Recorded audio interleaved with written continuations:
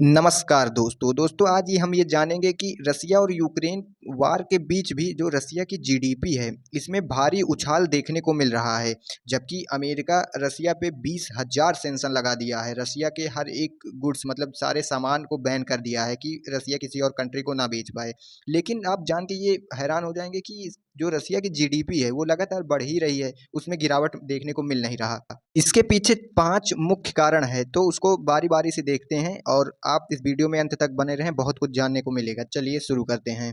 देखो, सबसे पहला कारण ये निकल के आता है कि डिफेंस बजट। अब कोई भी कंट्री जब वार की सिचुएशन पे होती है तो वो अपना डिफेंस बजट ज़रूर बढ़ाएगा, जिससे रसिया ने लगभग 6 से 7% अपना डिफेंस बजट इंक्रीज़ कर दिया है। और जो सेना के जो हैं मिलिट्री पर्सनल हैं, अब उनकी तनख्वाह, वेतन और बोनस भी देना पड़ेगा, जिससे उसमें लोगों की खरीदारी की क्षमता बढ़ेगी और घरेलू खपत बढ़ जाएगा, यानी जीडीपी में बढ़ाव देखने को मिलेगा।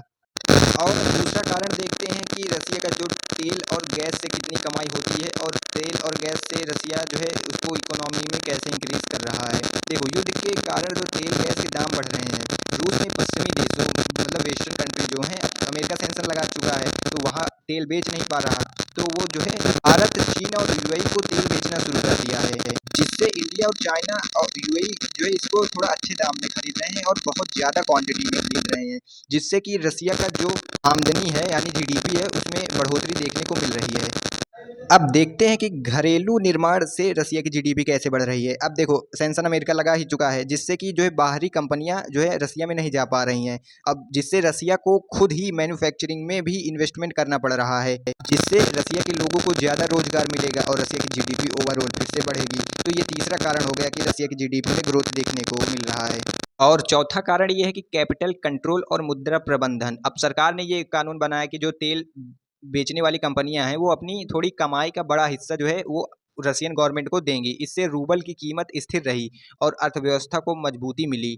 मतलब ये है कि रसिया ने जो तेल बेचने वाली कंपनियां हैं उनसे ज़्यादा से ज़्यादा टैक्स वसूला गया और जिससे कि रसिया की जो कीमत थी रूबल की वो मतलब मेंटेन रही, उसमें कोई गिरावट देखने को नहीं मिला, जिससे रसिया की जीडीपी में फिर से ओवरऑल ग्रोथ हुआ। वो पांचवा सबसे बड़ा जो कारण है रसिया की जीडीपी में ग्रोथ का, वो है युद्ध से जुड़े जो उद्योग होते हैं उसमें बहुत तेजी से उछाल देखने को मिला है। जैसे मिसाइलें, गोला बारूद, हथियार, ट्रक वगैरह बनाने वाली कंपनियों की उत्पादन क्षमता जो है बढ़ाई गई। इन कंपनियों में नई नौकरियां लगना स्टार्ट हुई। अब ओवरऑल कोई कंपनी में ज़्यादा तेज काम करना होगा तो वहाँ मजदूरों की संख्या जरूर बढ़ेगी, जिससे कि रसिया के जितने भी एम्प्लॉयड लोग थे उनको जॉब मिल गई और रसिया में डिफेंस से रिलेटेड बहुत सी कंपनियां खोली गई और रसिया के मतलब समझ सकते हैं अनएम्प्लॉय लोग थे उनको जॉब लग गई। अब फिर से ओवरऑल रसिया की जीडीपी में इंक्रीज देखने को मिला। तो ये 5 कारण थे जिससे रसिया की जीडीपी में बहुत तेजी से उछाल देखने को मिला। यदि चैनल पर नए हो तो चैनल को सब्सक्राइब करके जाइएगा। जय हिंद।